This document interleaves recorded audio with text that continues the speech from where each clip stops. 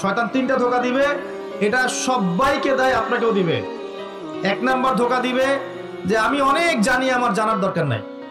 কত শিখছি, কোরআন তেলাওয়াত মক্তবে পড়েছি, নুরানি বৈজ্ঞানিক পদ্ধতি পড়েছি, হুজুরের কাছে পড়েছি, হ্যাঁ তারাবির নামাজের আগে পরে পড়েছি, রমজানে পড়েছি, আমার জানার দরকার নাই, আমি অনেক জানি। এটা শয়তানের একটা ধোঁকা। ভালো করে পড়াশোনা করলে বুঝবেন যে আপনি কিছুই জানেন না এখনো। দ্বিতীয় ধোঁকা হচ্ছে আপনাকে শয়তান ধোঁকা দিবে আমার অনেক বয়স হয়ে গেছে, আমি আর পারবো না। এই ধোঁকা দেয় নাই ভাই? আমার অনেক বয়স হয়ে গেছে, আমি আর পারবো না, আমার জিহ্বায় আসে না। জিহ্বায় না আসলেও পড়তে হবে, তাহলে আপনি ডাবল নেকি পাবেন ইনশাআল্লাহ। জিহ্বায় না আসলেও যারা পড়ে হাদিসে আসছে, মানে আটকে আটকে যায়, তারপরেও ওয়াহু আলাইহি শাক্কুন, এটা তার উপর কঠিন হয়, তারপরেও সে চেষ্টা করে, ফালাহু আজরান, তার জন্য ডাবল পুরস্কার, ডাবল নেকি হবে ইনশাআল্লাহ।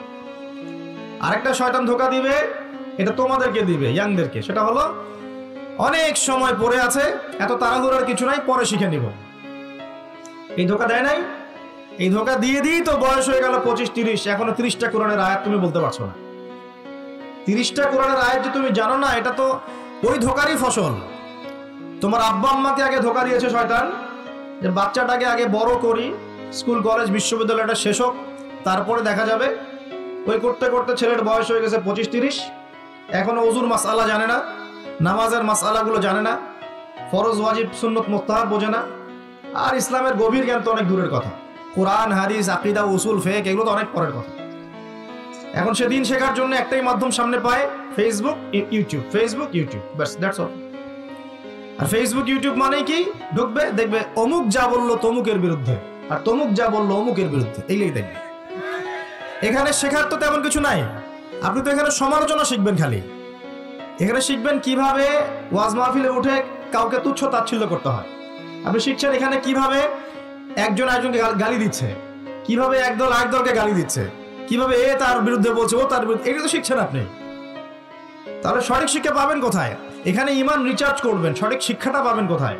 আপনাকে তো আলেম ওলামার কাছে সোহবতে যেতে হবে তো, এবং সিলেবাস ভিত্তিক পড়াশোনা করতে হবে তো। না হলে শুধু এই ইন্টারনেটে ঢুকলে আপনি বিভ্রান্ত হয়ে যাবেন। ইন্টারনেট একটা ফিতনার জায়গা এখন, এটাকে মাধ্যম বানাতে পারেন আপনি, আপনি সহযোগী মাধ্যম বানাতে পারেন, কিন্তু একমাত্র মাধ্যম বানালেই সমস্যা আছে, আপনি শেষ, তখন সমস্যা হয়ে যাবে আপনার। এই কথাগুলো আমাদের বাস্তব জীবনের উপলব্ধি থেকে বলছি, ইনশাআল্লাহ আপনার জীবনে ফায়দা দিবে ইনশাআল্লাহ। প্রিয় যুবক ভাইরা, এই 3টা ধোঁকা থেকে বেঁচে থাকবেন। রাত্রেবেলা কি তেলাওয়াত করবেন তাহলে? কোন সূরা? সূরা মুলক। আচ্ছা, ফজিলত কি ফজিলত? ইনশাআল্লাহ আপনাকে আল্লাহ রাব্বুল আলামিন এই সূরা তেলাওয়াতের বরকতে, এর ওসিলা ইনশাআল্লাহ কবরের আযাব থেকে বাঁচাবেন ইনশাআল্লাহ তাআলা। কবরের আযাব সত্য না মিথ্যা? চোখে দেখা যায়? কোন পরীক্ষাগারে প্রমাণ করা যায়?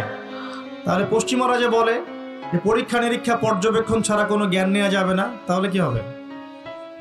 এই যে শিক্ষা ব্যবস্থা দাঁড়িয়ে আছে এখনকার এই দর্শনের উপরে, পরীক্ষা নিরীক্ষা পর্যবেক্ষণ চাক্ষুষ না দেখা পর্যন্ত কিছু বিশ্বাস করি না। যদি বিশ্বাস করেন তখন আপনাকে বলবে ধর্মান্ধ এই ব্যক্তি। কি বলবে? কথা বুঝেন না আমার? হ্যাঁ, ওদের ফিলোসফি অফ এডুকেশন, মানে আমরা বলি এটাকে এপিস্টিমোলজি, আমাদের ফিলোসফিতে বলতো এপিস্টিমোলজি, মানে জ্ঞান তত্ত্ব। এই শব্দের অর্থ হচ্ছে কি? জ্ঞান তত্ত্ব। ওদের জ্ঞান তত্ত্ব হচ্ছে যে যেটা ভিজুয়াল না, আমরা যা দেখি না, এবং যেটা স্পর্শ করা যায় না, ইন্দ্রিয় দিয়ে উপলব্ধি করা যায় না, মানে স্পর্শ করে বোঝা যায় না, গন্ধ নিয়ে বোঝা যায় না, তারপরে কঠিন তরল না বায়বীয় পরীক্ষা করা যায় না, পরীক্ষা নিরীক্ষা পর্যবেক্ষণের মাধ্যমে সিদ্ধান্তে আসা যায় না, এটাকে জ্ঞান বলে না ওদের মতো। যদি এটাকে এই সিঁড়িগুলো উত্তরানো যায় তখন সেটা জ্ঞান, ওদের দর্শন এটা। তাহলে এখন কবর আযাবটাকে আপনি কি করবেন? এখন কবর আযাব নাই, তাহলে এখন তো আপনাকে আল্লাহ পাকের কথায় বিশ্বাস করতে হচ্ছে না, গায়েবে বিশ্বাস করতে হচ্ছে। তাহলে এখন আপনি যখন গায়েবে বিশ্বাস করতে যাবেন, ওরাই আপনাকে তোকমা দিয়ে দিবে তো ধর্মান্ধ, এবং ওয়ার্ল্ড আপনাকে আক্রমণ করবে তখন। যেমন মুসলিমদেরকে এখন আক্রমণ করছে না এগুলো দিয়ে, এগুলো এমনি এমনি আসে নাই, এটা পরিকল্পিত। আপনার ভিত্তিটাকে নড়িয়ে দিবে। তাই তো আসলেই তো আল্লাহকে তো দেখি না, ফেরেশতা তো দেখি না, জিন জাতিকে তো দেখি নাই, আত্মা তো দেখি না, কবর আযাব তো দেখি না, কেন বিশ্বাস করবো তাহলে? এই জন্য দেখবেন একটা প্রজন্ম তৈরি হয়েছে এখন, ওরা বলে যে আমি তো আল্লাহ কোরআন এগুলো তো খুব একটা বিশ্বাস করি না, কারণ আমি তো দেখি না। নাউযুবিল্লাহ। আছে না আমার লোকজন আশপাশে আপনার? এদের সংখ্যা বাড়ছে না কমছে? দিন দিন বাড়ছে। হয়তো আপনার কাছে মনে হচ্ছে যে এদের সংখ্যা হয়তো বেশি না, কিন্তু দিন দিন বাড়ছে। একটা তথ্য দিয়ে যে আপনাদেরকে এখানে শোনেন, বিগত 100 বছরে, কত বছরে? বিগত 100 বছরে বিশ্বের 3টা দর্শন খুব চলেছে। কয়টা দর্শন? 3টা। একটা হচ্ছে এলিমিনেশন, ওরা বলে কি এলিমিনেশন, মানে কনসেপ্ট অফ গড, মানে আল্লাহর বিশ্বাসটাকে সরিয়ে দেয়া, এটাকে এলিমিনেট করা। দেখবেন পশ্চিমারা সহ এই উন্নত সভ্যতা, সো-কল্ড উন্নত সভ্যতা নিয়ে কিন্তু আল্লাহ বিশ্বাস করে না। তারা নাস্তিকতার আদর্শ ছড়িয়ে দিচ্ছে, কিন্তু তারা বিজ্ঞানে বিশ্বাস করে, আল্লাহ বিশ্বাস করে না। কিন্তু হ্যাঁ, বিজ্ঞান যদি বলে কবরের আযাব বলে কিছু আছে, ওরা বিশ্বাস করবে, অবশ্যই বিশ্বাস করবে। কিন্তু আল্লাহ যদি বলেন কবরের শাস্তি আছে, তারা বিশ্বাস করবে না। আমার কথা বুঝতে পারছি? আচ্ছা, এটা একটা। 2 নম্বর হচ্ছে ম্যাটেরিয়ালিজম, মানে বস্তুবাদিতা, মানে মানুষকে দুনিয়া, খাও দাও ফুর্তি করো, ব্যাংক ব্যালেন্স, টাকা পয়সা, জমি জমা, স্ট্যাটাস, এইটুকুর মধ্যে সীমাবদ্ধ করেছে। চিন্তাগুলোকে এর মধ্যে সীমাবদ্ধ করেছে। পরকাল, পরকালের জীবন, ওইখানে জবাবদিহিতা, আল্লাহর সামনে দাঁড়ানো, এগুলো বাতিল, এগুলো পড়ে।